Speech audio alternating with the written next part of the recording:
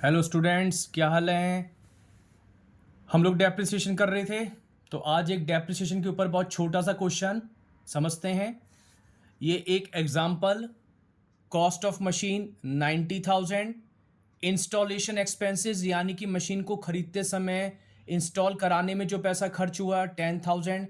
Simple सा फंडा है, एसेट्स को खरीदते समय कोई भी खर्चा किया जाएगा उसे हम एसेट्स की वैल्यू में ऐड करेंगे, खर्चे में नहीं दिखाते। वो सारे खर्चे एसेट्स को खरीदने में जो किए जाते हैं वो एसेट्स की वैल्यू में ऐड कर दिए जाते हैं।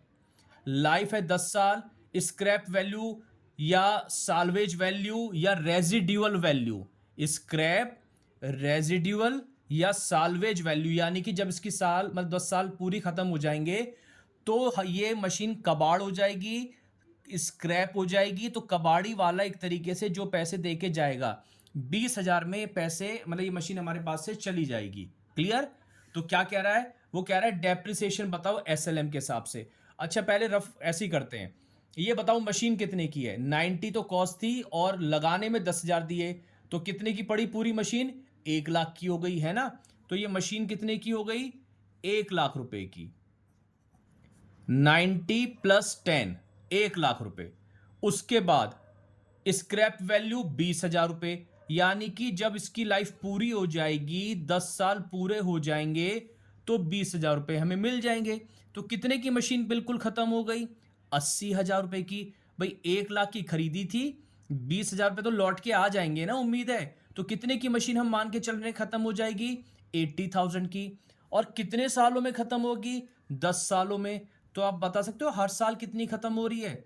10 से डिवाइड कर लो, तो ये आ जाएगा आपका 8,000 डेप्रिसिएशन, यानी कि हर साल 8,000 रुपए की मशीन आपकी डेप्रिसिएट हो रही है। तो एक फॉर्मूला बन गया डेप्रिसिएशन निकालने का, कॉस्ट ऑफ एसेट। एसेट की जो कॉस्ट होगी उसमें से आप स्क्रैप वैल्यू माइनस कर दो और अपॉन जो एस्टिमेटेड लाइफ होती है, एस्टिमेटेड लाइफ ऑफ एसेट, उससे आप डिवाइड कर दो, है ना। तो कॉस्ट ऑफ एसेट यहां जब एग्जाम में करो तो 90 प्लस 10 एक ब्रैकेट में करके दिखा देना, मैंने तो डायरेक्ट लिख दिया है। आप ब्रैकेट बना के 90,000 प्लस 10,000 और स्क्रैप वैल्यू माइनस 20,000 अपॉन 10, तो 8,000 आ गया। पहला क्वेश्चन पूछा था डेप्रिसिएशन बताओ, तो डेप्रिसिएशन 8,000 रुपए, और ध्यान रखना ये पर ईयर आता है ना, ये साल का निकल के आ रहा है डेप्रिसिएशन। अगला क्वेश्चन बोल रहा है 3 महीने का निकाल के बताओ। लो, इसमें 3 महीने में क्या दिक्कत है।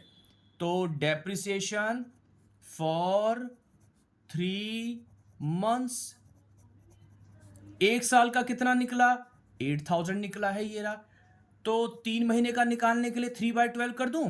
भाई 12 से डिवाइड करूंगा तो 1 महीने का आएगा, और 3 से मल्टीप्लाई करूंगा तो 3 महीने का आ जाएगा। तो कितना हो जाएगा जरा बताओ। ये आ जाएगा आपका 2,000 रुपए, है ना। 3 4 जा 12 और 4 2 जा 8, तो ये आ जाएगा आपका 2,000 रुपीज। तीसरा क्या क्वेश्चन पूछ रहे हैं, वो कह रहे हैं रेट ऑफ डेप्रिसिएशन बताओ।